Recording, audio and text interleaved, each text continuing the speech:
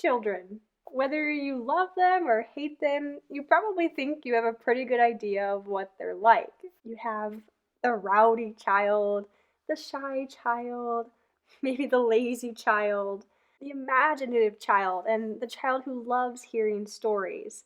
The child who can't sit still for more than a minute. Maybe the child who's afraid to leave their parents' side. The child who asks 100 questions a minute. The child who grabs toys from other kids. The child who loves making messes. And the child who gets upset over seemingly nothing. These are the characteristics of children that people throughout all of history have recognized, whether they're things that people have encouraged or have tried to stamp out.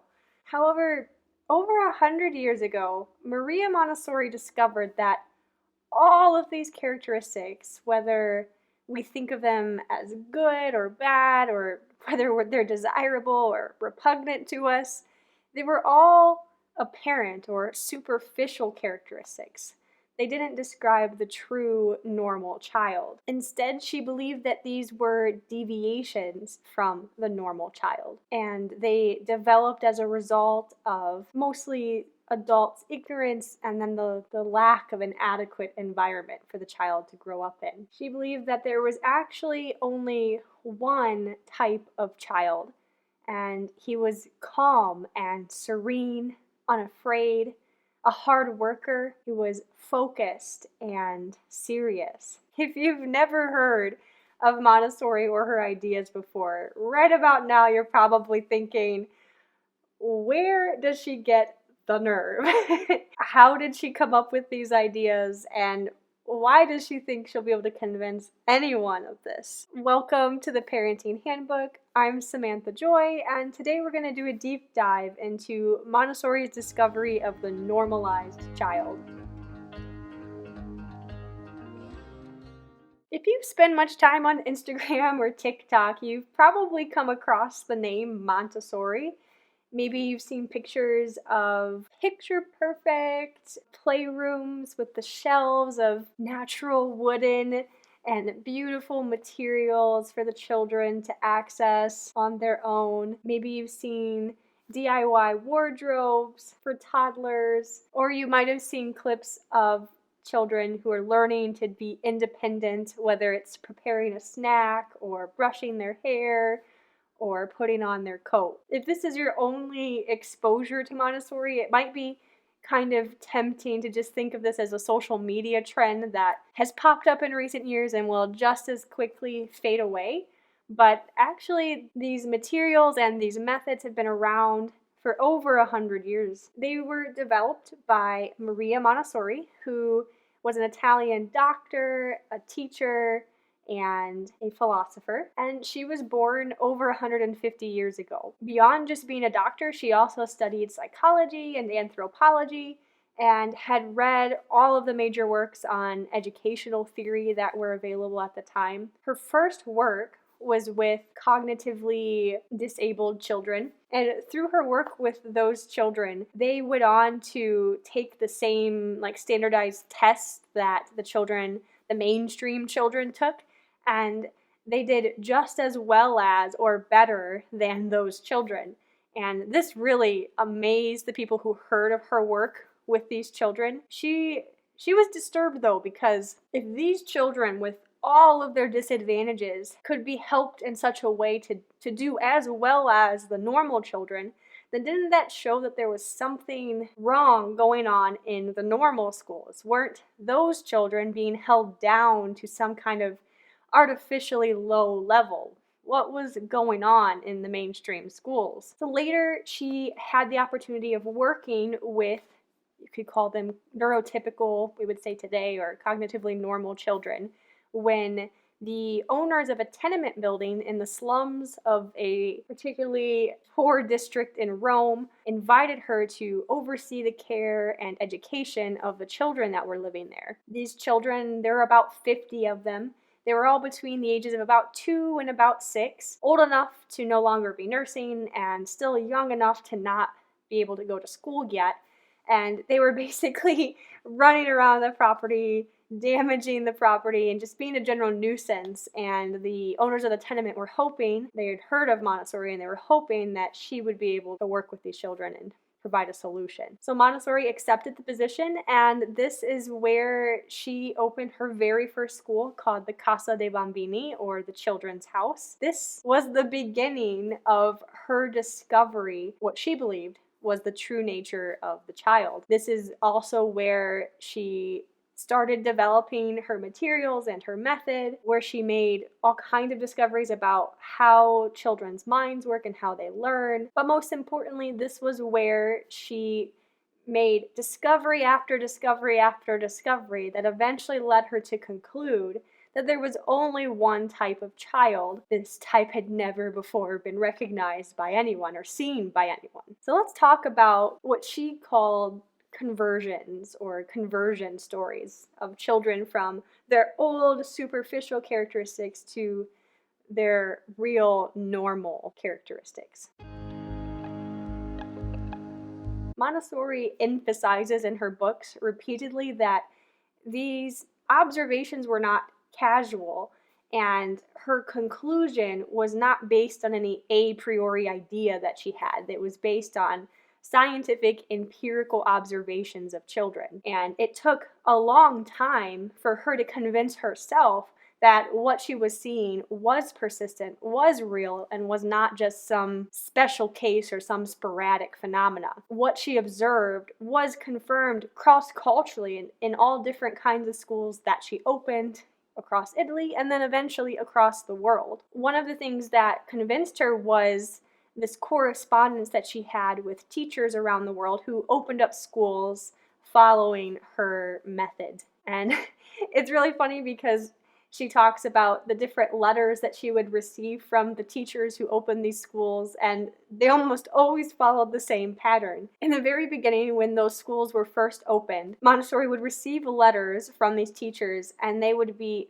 bitterly complaining because they seemed to have gotten children that they were not expecting. Instead of the meticulous and orderly and well-behaved children that Montessori had written about and had shocked the world with, they seemed to be in utter chaos in their classrooms, and they didn't understand what had gone wrong. So they wrote to Montessori and they complained to Montessori about the absolute mayhem in their classrooms. Here's some examples of the kinds of things that they would write to Montessori about, the kind of issues that they were having in the classrooms. There would be children who wouldn't use the materials appropriately. Instead, they would pretend that the blocks were trains or airplanes. They would joke and talk loudly and bother the other children and not focus on the materials and what they actually were. There would be other children who maybe from a richer background who were kind of snobbish and lazy and like, I'm too good for these materials. What are these? I don't want to work on these. Like, ugh, whatever, teacher. There would be children who were very codependent on an older sibling or on a parent, where they would either follow their older sibling around and would not want to engage in the materials on their own, or they would be really upset when their parents tried to leave and would fling themselves onto the ground and cry and have a fit because they didn't want their parent to leave. There were children with really strange phobias or maybe typical phobias, whether they're afraid of the dark or they're afraid of a certain animal or they're afraid of pouring water or sitting down on a chair. There were children that seemed like they had developmental issues. There were children who, at 3 years old, who had never spoken a word before. And then there were just the typical children who were just causing absolute chaos.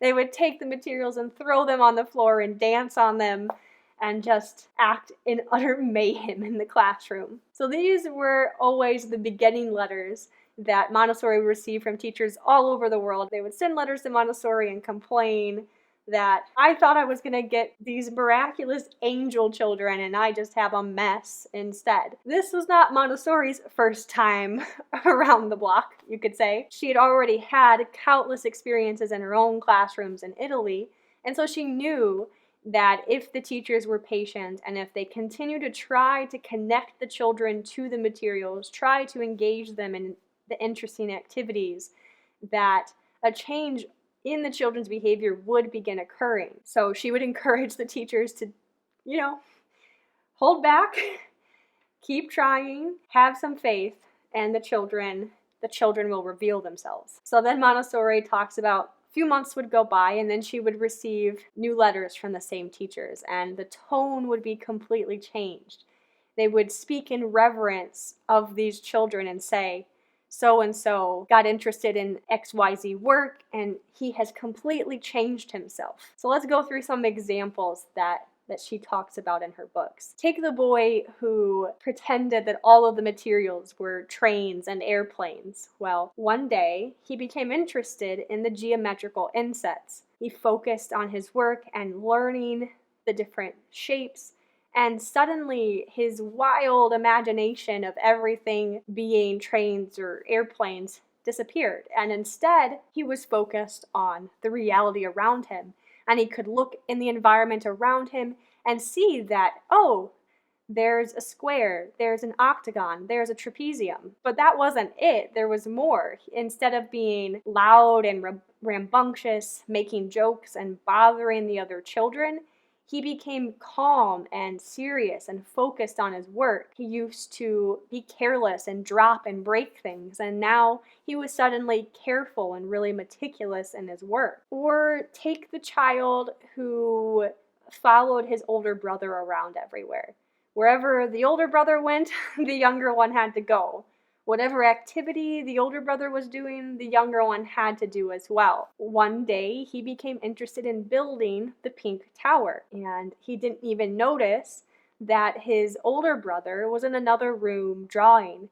The older brother, in fact, was so astounded by this, almost offended, that he goes to his younger brother and is like, "What are you doing? I'm over here drawing and you're building the Pink Tower." But from that day forward, him focusing on something that interested him, he became his own independent person and no longer had to be attached to his older brother. He became a true individual. Or take the child who would scream and cry and go into a frenzy if his mother tried to leave. One day, he became interested in washing the table, and there's a whole procedure for this in the Montessori method, steps that the children follow. He was very engaged in doing this work, and the mom thought, now is probably a good time to leave because he looks like he's focused, but I don't want to leave and then him look up and find me gone and then scream and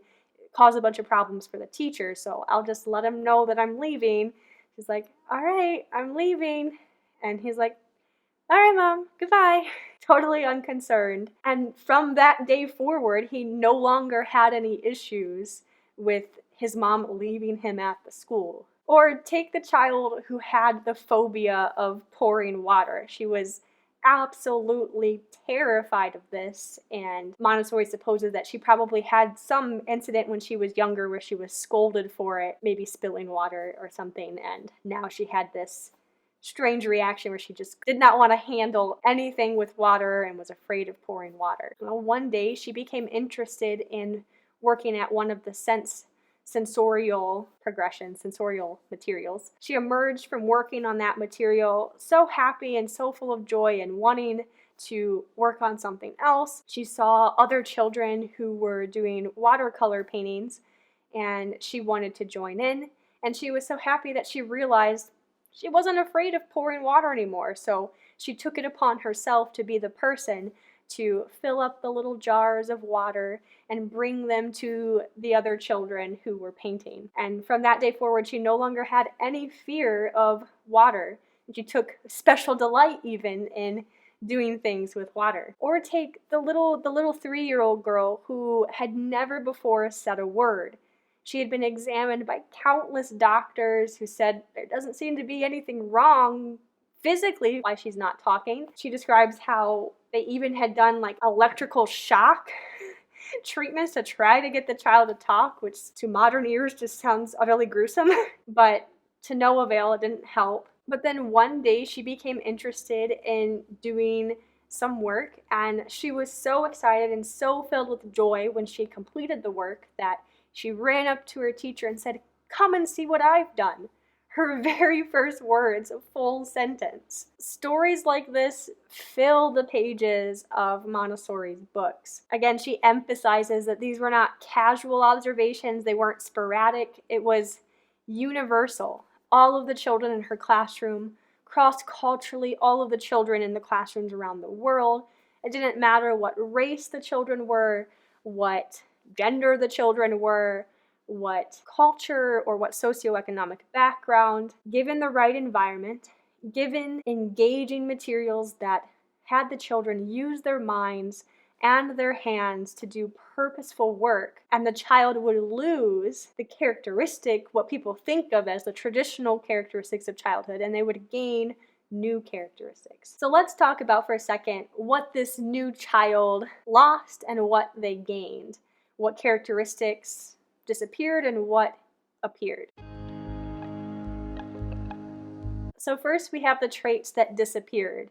Things like untidiness and disobedience, laziness or greediness, like snatching things from other kids, arguing and fighting with other kids, and then things like having a creative imagination, like imagining things aren't what they are, or delighting in telling or hearing fantasy stories. Then you have the attachment to certain people, like the child with the older brother or with their mother. The overly shy or submissiveness disappeared. And then there were things like not being able to pay attention or sit still or be quiet, loving to play with toys. All of these things disappeared in the normalized child. They only disappeared though in certain conditions. They disappeared specifically when the child had freedom and an environment with engaging materials that the child could choose to interact with and work with. If the child had this kind of work, the work that's guided by the mind and expressed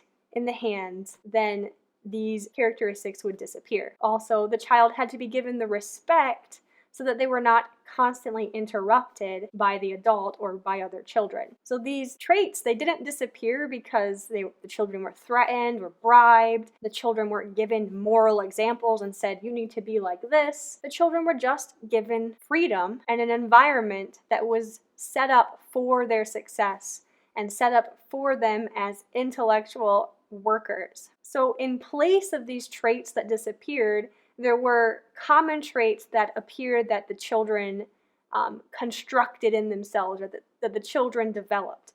So orderliness and obedience, spontaneous obedience that was not forced. Children were patient and collaborative. They loved to work and to concentrate on their work. They were confident in themselves and they were unafraid. They lost their phobias. They were calm and serious and independent. So this true normal child, when given freedom and a proper environment where he can form his own character and he can practice these skills, he becomes patient and spontaneously obedient without threats or bribes, rewards, or punishments. He delights in order and things being put in their place. He concentrates for long periods of time. I mean, in short, he's a completely different child than anyone had ever known before since the dawn of time. Montessori called this child the normalized child, and it's a term that she took from her study in anthropology. And basically, it means that the child is now able to properly act in its society, in the world.